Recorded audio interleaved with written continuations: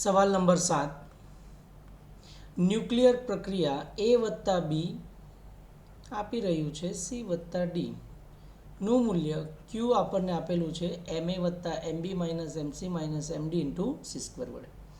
તો આ પ્રમાણેના જ્યારે બી સવાલો આવે ત્યારે જે છે આપણે એક વસ્તુ જે છે સાઈડ પર લખી જ રાખવાનું અથવા તો યાદ રાખવું કે એ વત્તા બી આપી રહ્યું છે સી વત્તા ડી વત્તા ક્યુ. ક્યુ શું છે?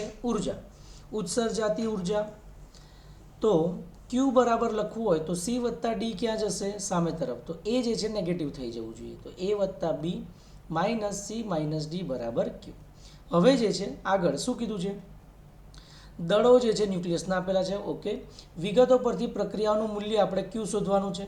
તો ડેલ્ટા ક્યુ માટે જે છે એ પણ આપણે સૂત્ર ડેલ્ટા એમસી સ્ક્વેર વાળું જ યુઝ કરવામાં આવશે. બરાબર છે. પ્રક્રિયાઓ ઉષ્માક્ષેપક છે કે ઉષ્મા શોષક છે? તો ક્ષેપક એટલે શું ને શોષક એટલે શું? ઉષ્માક્ષેપક એટલે જે છે કે ઉર્જા જે છે બહાર આવે, તંત્રની બહાર આવે ત્યારે જે છે એને ક્ષેપક કહેવાય. ત્યારે ક્યુનું મૂલ્ય જે છે ડેલ્ટા ક્યુનું મૂલ્ય જે છે એ 0 કરતાં વધારે હોય ત્યારે ઉષ્માક્ષેપક કહેવાય. અને ઉષ્મા શોષક જેમાં ઉષ્મા શોષાય તો એ વખતે ક્યુનું મૂલ્ય જે છે આપણને નેગેટિવમાં આવે એટલે કે લેસ ધેન 0 હોય ત્યારે આપણે કહી શકીએ કે એ પ્રક્રિયા કેવી છે? ઉષ્મા શોષક. નીચે આપણને સમીકરણો આપ્યા છે તેમજ પરમાણુ દળો પણ આપી દીધેલા છે. ઓકે, હવે જે છે પહેલું સમીકરણ અગર આપણે જોઈએ તો એમાં આપણને શું દેખાય છે?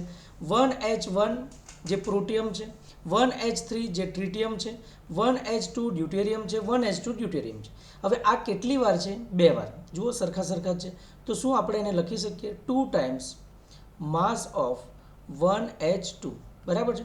હવે આ સામે તરફ જશે તો શું લખાય આપણાથી? 1H1 plus 1H3 minus 2 times 1H2. બરાબર છે. જુઓ અહીંયા માસ ઓફ હાઇડ્રોજન અથવા તો 1H1 1H3 minus 2 times mass of. બરાબર છે. તો દળ ક્ષતિનું સૂત્ર જે છે અહીંયા આપણે આ રીતે લખવાનું રહેશે. આપણને ઓલરેડી સમીકરણ આપેલા છે તો આપણે જે છે ઝેડ એમપી વત્તા એ માઇનસ ઝેડ વાળું કાંઈ કરવાનું નથી. આ જે સમીકરણ છે એના સમરૂપ જ આપણે આ પ્રક્રિયા લખવાની રહેશે. જે દળ આપણને શોધવાના છે બરાબર એ તો આપણને ઓલરેડી આપી દીધેલા છે, વિગતોમાં જ આપણને આપી દીધેલું છે.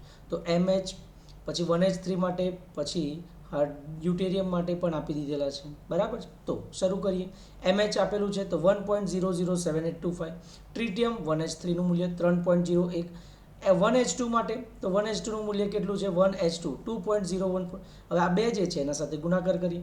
આનો સરવાળો માઇનસ આ જે છે કરતાં આપણને મૂલ્ય કેવું મળે છે? Minus 0.004334 unit. તો યુ કરીએ એટલે ફરીથી આપણે જે છે અહીંયા 931.5 મેગા ઇલેક્ટ્રોન વોલ્ટ સાથે ગુણાકાર કરીએ. બરાબર છે.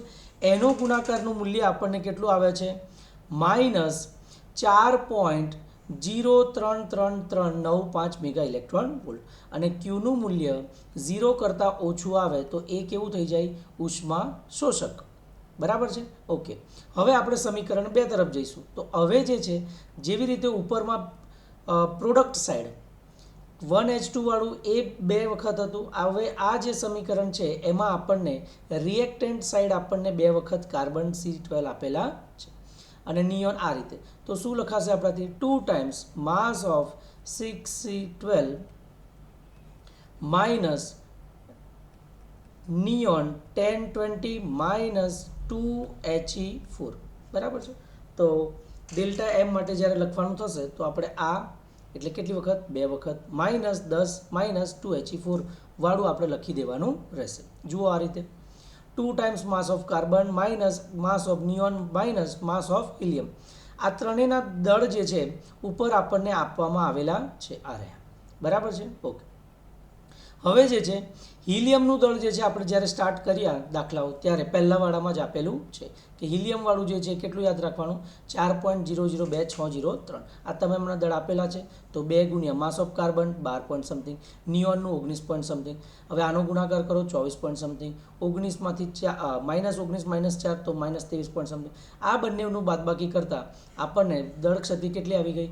0.004958 યુનિટ. યુનિટ વાંચતા સાથે જ આપણે 931.5 આપણે એના ગુણાકાર કરી દેવાનો તો આપણને મૂલ્ય કેટલું મળી ગયું 4.618 મેગા ઇલેક્ટ્રોન વોલ્ટ. હવે આમાં જે છે ક્યુનું મૂલ્ય જે છે 0 કરતાં કેવું છે મોટું છે અથવા તો ધન છે ત્યારે પ્રક્રિયા કેવી કહેવાશે ઉષ્માક્ષેપક. ઓકે.